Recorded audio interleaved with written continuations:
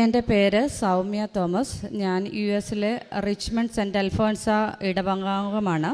ഞാൻ ആദ്യമായി കൃപാസനത്തെക്കുറിച്ച് കേട്ടത് 2019 എൻ്റെ ചേച്ചി മുഖാന്തരമാണ്.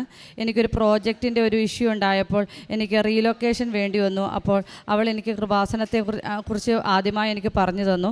ആ സമയത്ത് ഓൺലൈനിൽ കവനൻ്റ് എടുക്കുന്ന ഓപ്ഷൻസ് ഒന്നും അവൈലബിൾ ആയിരുന്നില്ല. ഞാനാണെങ്കിൽ ലൈറ്റ് എ ക്യാൻഡിൽ റിക്വസ്റ്റ് ഇട്ടാണ് ആദ്യമായി ഞാനത് പ്രാർത്ഥിച്ചത്. അത്ഭുതകരമായി പെട്ടെന്ന് തന്നെ എനിക്ക് ഞങ്ങൾ താമസിക്കുന്ന റിച്ച്മണ്ടിൽ തന്നെ ഒരു പ്രോജക്റ്റ് ശരിയാകുകയും അങ്ങനെയാണ് ഞാൻ ഈ കൃപാസന അമ്മയെക്കുറിച്ച് ഞാൻ അറിയുകയും ഇവിടുത്തെ അത്ഭുതകരമായ ഭക്തിയെക്കുറിച്ച് കൂടുതലായിട്ട് അറിയുവാൻ ഇടവരികയും ചെയ്തത്. അതിനുശേഷം ഞങ്ങളുടെ വീട്ടിലെ ഏറ്റവും വലിയൊരു ദുഃഖമായിരുന്നു എൻ്റെ ചേച്ചിക്ക് IELTS പാസ്സാകുവാൻ സാധിച്ചിരുന്നില്ല.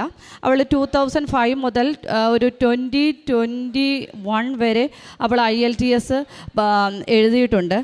ഏകദേശം എല്ലാ വർഷവും ഒരു പ്രാവശ്യം എഴുതുകയും ചില വർഷങ്ങളിൽ 2 പ്രാവശ്യം എഴുതുകയും ചെയ്തിട്ടുണ്ട്. അപ്പം ഏകദേശം ഒരു 20-25 ടൈംസ്, ബിറ്റ്വീൻ 20 to 25 ടൈംസ് ടോട്ടലായിട്ട് IELTS എഴുതുകയും പാസ്സാകാതെ വരികയും ചെയ്തു. ഒരു പ്രാവശ്യം റീഡിംഗ് ആണെങ്കിൽ അടുത്ത പ്രാവശ്യം ലിസണിങ് ഫെയിലാകുകയും അങ്ങനെ അവൾക്ക് പാസ്സാകാൻ വളരെയേറെ ബുദ്ധിമുട്ടുകയും അവൾ അതുമൂലം വളരെയധികം സങ്കടപ്പെടുകയും ചെയ്തു. അങ്ങനെ ഞാൻ ആ സമയം 2021 ആ സമയത്ത് കവനൻ്റ് പ്രെയർ ഓപ്ഷൻ ഓൺലൈനിൽ അവൈലബിൾ ആകുകയും ഞാൻ അവൾക്ക് വേണ്ടിയിട്ട് ഉടമ്പടി എടുത്ത് പ്രാർത്ഥിക്കുകയും ചെയ്തു. അതിനുശേഷം അവൾ IELTS ഉപേക്ഷിച്ച് OET എക്സാം എഴുതി. അങ്ങനെ 2021 നീണ്ട 16 വർഷത്തെ പരീക്ഷകൾ എഴുതിയിട്ട് ഫെയിലായതിനു ശേഷം അവൾ ഫസ്റ്റ് അറ്റംപ്റ്റിൽ തന്നെ OET പാസ്സായി. June 5 2021 June 5 OET പാസ്സായി. അവളിപ്പോൾ അവൾ UK-ൽ നേഴ്സായിട്ട് വർക്ക് ചെയ്യുന്നു. അവൾ വരുമ്പോൾ ഞാൻ കൂടെ നിന്ന് ഒരിക്കൽ കൂടി ഇത് സാക്ഷ്യപ്പെടുത്തുന്നതാണ്. അതിനുശേഷം 2019 തന്നെ ഈ ഓൺലൈനിൽ തന്നെ ഞാൻ ഒരു ഭവനം ലഭിക്കുന്നതിന് വേണ്ടി റിച്ച്മണ്ടിൽ തന്നെ ഒരു ഭവനം ലഭിക്കുന്നതിന് വേണ്ടി ഞാൻ പ്രെയർ റിക്വസ്റ്റ് ഇടുകയും അത്ഭുതകരമായി ഞങ്ങൾ ഉദ്ദേശിച്ച രീതിയിൽ ഒരു ഭവനം ഞങ്ങൾക്ക് തരികയും ചെയ്തു. അതിനുശേഷം നമ്മളെല്ലാവരും യൂഷ്വലി നമ്മുടെ ആവശ്യങ്ങളെല്ലാം സാധിച്ചു കഴിഞ്ഞിട്ട് പിന്നീട് കവനൻ്റ് പ്രെയർ കണ്ടിന്യൂ ചെയ്യുവാൻ യൂഷ്വലി ആരും ശ്രമിക്കാറില്ല.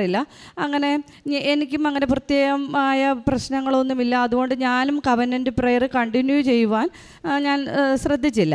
അതിനുശേഷം കഴിഞ്ഞ നവംബർ ആയപ്പോഴേക്കും എനിക്കൊരു ഇൻഡ്യൂഷൻ ഉണ്ടായി, ഇനി ഒന്നും കൂടെ കവനൻ്റ് പ്രെയർ സ്റ്റാർട്ട് ചെയ്യണം എന്ന് പറഞ്ഞ് ഒരു ഇൻഡ്യൂഷൻ ഉണ്ടാകുകയും ഞാൻ ഓൺലൈനിൽ തന്നെ കവനൻ്റ് പ്രെയർ ഇടുകയും ചെയ്തു. അപ്പോഴേക്കും ഞങ്ങൾക്ക് പുതിയൊരു ഭവനം കൂടി വേണം, കുറച്ചും കൂടെ സൗകര്യമുള്ളൊരു ഭവനം, ഞങ്ങളുടെ ഫ്രണ്ട്സിൻ്റെയൊക്കെ അടുത്തൊരു ഭവനം വേണമെന്ന് ഞങ്ങൾ ആഗ്രഹിക്കുകയും പക്ഷേ ഞങ്ങൾ നോക്കിയിട്ടൊന്നും അത് ഞങ്ങൾക്ക് ഇഷ്ടപ്പെട്ട ഒരു ഭവനം ഞങ്ങൾക്ക് ലഭിക്കുകയും ചെയ്തിരുന്നില്ല. അങ്ങനെ ഞങ്ങൾ ഒരു അൺഎക്സ്പെക്റ്റഡ് ആയിട്ട് ഒരു ഭവനം കാണുകയും അത് ഞങ്ങൾ കണ്ടപ്പോൾ ഞങ്ങൾക്ക് വളരെയധികം, എനിക്കും എൻ്റെ ഹസ്ബൻഡിനും വളരെയധികം ഇഷ്ടപ്പെടുകയും ചെയ്തു. പക്ഷേ അത് ഞങ്ങൾ ഉദ്ദേശിക്കുന്നതിനേക്കാളും കൂടുതൽ പ്രൈസും ആയിരുന്നു അതിന്. അതുമാത്രമല്ല ഓൾറെഡി ഒരു വീടുണ്ടായതുകൊണ്ട് രണ്ടാമത് അത്രയും ഹൈ പ്രൈസിലൊരു ഭവനം കൂടി വാങ്ങിക്കുവാൻ ഫീസിബിളുമായിരുന്നില്ല. പക്ഷേ ആ ഭവനം ഞങ്ങൾ കണ്ട സമയത്ത് ഞാൻ ചുമ്മാ ഇവിടുന്ന് എനിക്ക് മമ്മി ഇവിടുത്തെ ഉടമ്പടി എടുത്തിട്ട് കുറച്ച് ഉപ്പ് എനിക്ക് അങ്ങോട്ട് കൊടുത്തു വിട്ടിട്ടുണ്ടായിരുന്നു. ആ ഒരു ഉപ്പ് ഞാനാണെങ്കിൽ ആ ഭവനം കാണാൻ പോയപ്പോൾ അവിടെ വിതറി ഞാൻ വിശ്വാസ പ്രമാണം ചൊല്ലി പ്രാർത്ഥിച്ചു. തൽഫലമായി അത്ഭുതകരമായ മാതാവിൻ്റെ ഇടപെടൽ മൂലം, അതിപ്പോൾ എല്ലാം ഡീറ്റെയിൽഡായിട്ട് പറയുവാൻ സാധിക്കാത്തത് കൊണ്ടാണ്, മാതാവ് വളരെ അത്ഭുതകരമായി അതിനുവേണ്ടി പ്രവർത്തിക്കുകയും ഞങ്ങളുടെ ഓഫർ അവർ അക്സെപ്റ്റ് ചെയ്യുകയും അതിന് വേണ്ട ലോണും ബാക്കിയുള്ള എല്ലാ ഫിനാൻഷ്യലായിട്ടുള്ള എല്ലാ കാര്യങ്ങളും കൃപാസന മാതാവിൻ്റെ മധ്യസ്ഥതയാൽ തിരുക്കുമാരൻ ഞങ്ങൾക്ക് സാധിച്ചു തരികയും ചെയ്തു. അങ്ങനെ ആ ഭവനം ഞങ്ങൾ December 29 ഞങ്ങൾക്ക് ആ പുതിയ ഭവനത്തിൻ്റെ സെയിൽ എഗ്രിമെൻറ്റ് ഞങ്ങൾ സൈൻ ചെയ്തു. അതിനുശേഷം ഞങ്ങളുടെ പഴയ ഭവനം വിൽക്കുവാൻ വേണ്ടിയിട്ട് ഞങ്ങൾ തീരുമാനിച്ചു. അതിന് ഞാൻ കവനൻ്റിൽ തന്നെ ലൈറ്റ് എ ക്യാൻഡിൽ പ്രെയർ, കാരണം ഒരു കവനൻ്റ് ഉണ്ടായതുകൊണ്ട് light A candle prayer request ഇട്ടാണ് ഞാൻ ആ റിക്വസ്റ്റ് ഇട്ടത്.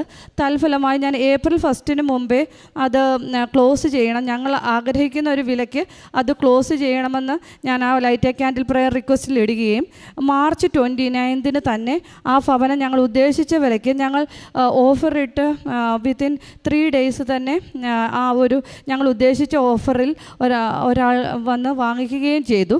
അത് മാതാവിൻ്റെ പ്രത്യേകമായ അനുഗ്രഹമാണെന്ന് പറയുന്നുണ്ട്. മാതാവിൻ്റെ എല്ലാ കാര്യങ്ങളും ഡേറ്റുമായി റിലേറ്റ് ചെയ്തിട്ടാണ്. ഞങ്ങൾ ഡിസംബർ 29 പുതിയ ഭവനം കിട്ടിയത്. ഞങ്ങളുടെ പഴയ വീട് അത് വിൽക്കുന്ന എഗ്രിമെൻറ്റ് ഞങ്ങൾ സൈൻ ചെയ്തത് മാർച്ച് 29 അതിനുശേഷം ഞാൻ ഇങ്ങോട്ട് വരുവാൻ വേണ്ടിയിട്ട് ഞാൻ ഇവിടെ ഇന്ത്യയിൽ വന്നിട്ട് ഏകദേശം 8 വർഷമായി.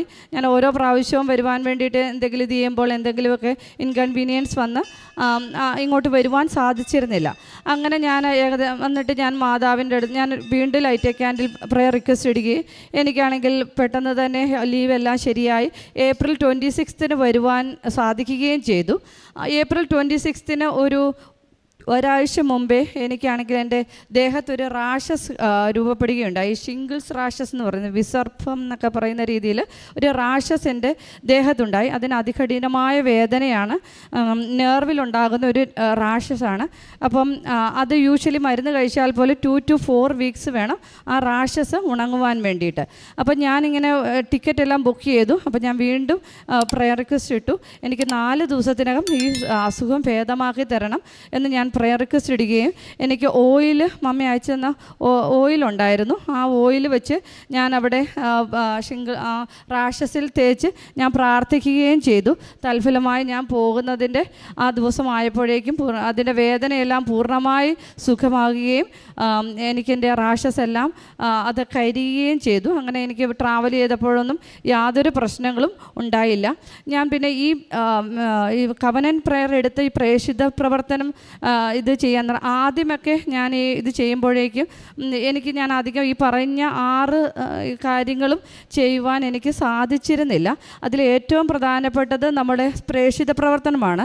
അത് എസ്പെഷ്യലി നമ്മൾ ഔട്ട്സൈഡ് ആകുമ്പോൾ പ്രേഷിത പ്രവർത്തനം ചെയ്യുക ഇച്ചിരി പാടുള്ളതും നമുക്ക് നാണക്കേടുള്ള ഒരു സംഭവമാണ്. എല്ലാവരും ഇപ്പം നമ്മുടെ വാട്സപ്പിൽ സ്റ്റാറ്റസ് ഇടുകയാണെങ്കിൽ എല്ലാവരും നമ്മളെ കളിയാക്കും. പിന്നെ നമ്മൾ പത്രമൊന്നും അവിടെ പോയി കൊടുക്കുവാനൊന്നും ആരും അങ്ങനെ ഇത് ചെയ്യാറില്ല, അതിനുള്ള എഫേർട്ട് എടുക്കാറില്ല.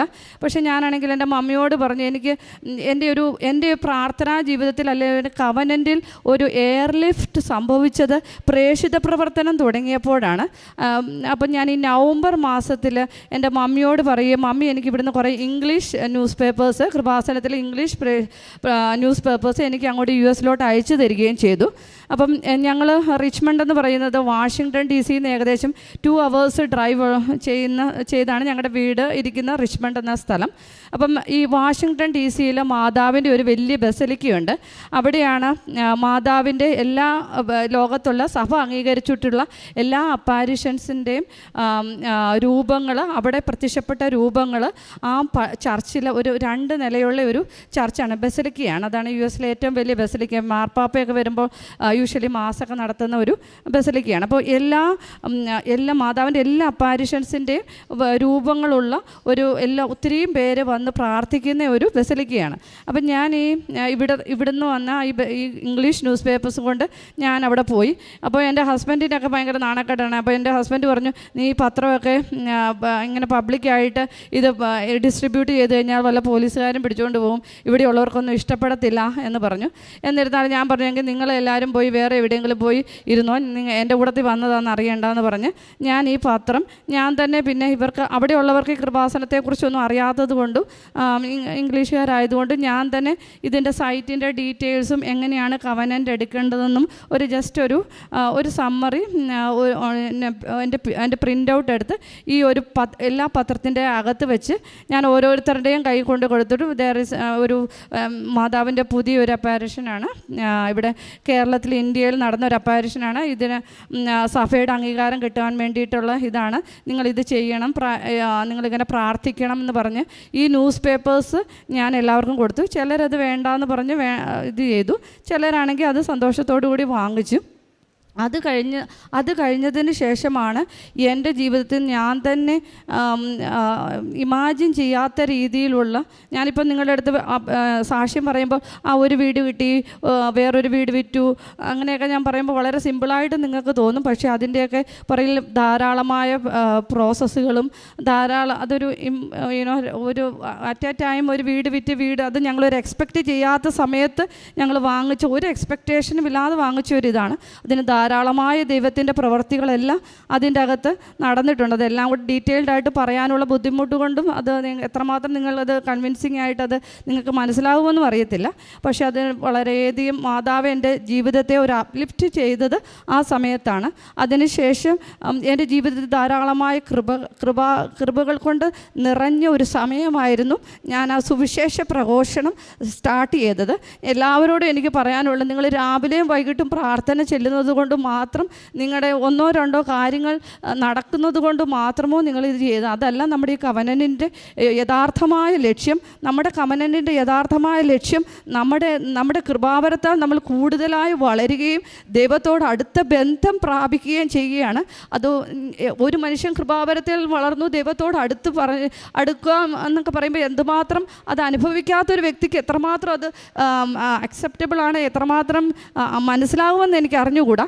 പക്ഷേ ഇവിടെ വന്ന് നിങ്ങൾ കവനൻ്റ് എടുത്ത് നിങ്ങളുടെ കവനൻ്റിൻ്റെ എല്ലാ റിക്വസ്റ്റുകളും നിങ്ങൾക്ക് കിട്ടിക്കഴിഞ്ഞു കഴിഞ്ഞാൽ സ്റ്റോപ്പ് ചെയ്യേണ്ട ഒരു സംഭവമല്ല ഇത്. ഇതിന് ഒരു ഡിഫറൻ്റായിട്ടുള്ള ഒരു തലമുണ്ട്. ആ തലത്തിലേക്ക് നിങ്ങളെ ഉയർത്തുന്നത് നിങ്ങളുടെ ഈ റിക്വസ്റ്റുകളെല്ലാം, നിങ്ങളുടെ ഭൗതികമായ എല്ലാ ആവശ്യങ്ങളും സംഭവിച്ച് കഴിഞ്ഞതിന് ശേഷം പിന്നീട് നിങ്ങൾ കവനൻ്റിൽ കണ്ടിന്യൂ ചെയ്യുമ്പോൾ, നിങ്ങൾ അതിലുമായിട്ട് ആത്മാർത്ഥമായി ചെയ്യുമ്പോൾ മാത്രം ആണ് നിങ്ങൾക്ക് ആ ഒരു തലത്തിലേക്ക് എത്തിപ്പെടുവാൻ വേണ്ടിയിട്ട് സാധിക്കുന്നത്. അതുപോലെ ഞാൻ പാവപ്പെട്ടവരെ സഹായിക്കുകയും ബാക്കി ഉള്ള പറ്റുന്ന എല്ലാവരെയും സഹായിക്കുകയും എല്ലാം ചെയ്യാറുണ്ട്. നിങ്ങളെല്ലാവരും ചെയ്യുന്നതാണെന്ന് തോന്നുന്നു. പക്ഷേ കവനൻ്റിൻ്റെ റൂൾസിൽ ഏറ്റവും ബുദ്ധിമുട്ടുള്ള റൂളെന്ന് പറയുന്നത് പ്രേക്ഷിത പ്രവർത്തനം തന്നെയാണ്. അത് മാത്രമല്ല, നമുക്ക് എല്ലാ ഭൗതികമായി യാതൊരു പ്രശ്നങ്ങളും ഇല്ലാതിരിക്കുമ്പോൾ ഈ കവനൻ്റ് കണ്ടിന്യൂ ചെയ്യുക എന്നുള്ളതാണ് ഏറ്റവും ചലഞ്ചിങ് ആയിട്ടുള്ള ഒരു ഇത്. ആ സമയത്ത് നിങ്ങളെ പുറകോട്ട് വലിക്കും. നിങ്ങൾക്ക് അതിൻ്റെ ആവശ്യമില്ല. നിങ്ങൾ എന്തിനാണ് ഈ അനാവശ്യമായി, നിങ്ങൾക്ക് ഒരു പ്രശ്നങ്ങളുമില്ലല്ലോ, പിന്നെ നിങ്ങൾക്ക് എന്തിനാണ് ഇതിൻ്റെ ഇത്രയും നിങ്ങൾ ബുദ്ധിമുട്ടുകൾ അനുഭവിക്കേണ്ടതെന്നുള്ള ഒരു ചിന്ത നിങ്ങൾക്കുണ്ടാകും. അത് ഓവർകം ചെയ്ത് നിങ്ങൾ എങ്ങനെ ഇത് കവനൻ്റ് കണ്ടിന്യൂ ചെയ്യുമ്പോൾ അപ്പോൾ നിങ്ങളുടെ ഭൗതികവും ആത്മീയവുമായ ജീവിതം അടുത്ത പടിയിലേക്ക് നിങ്ങളെത്തും. എനിക്ക് എങ്ങനെയാണ് പറഞ്ഞ് മനസ്സിലാക്കുന്നതെന്ന് അറിയത്തില്ല. അത് അനുഭവിക്കേണ്ട ഒരു കാര്യമാണ്.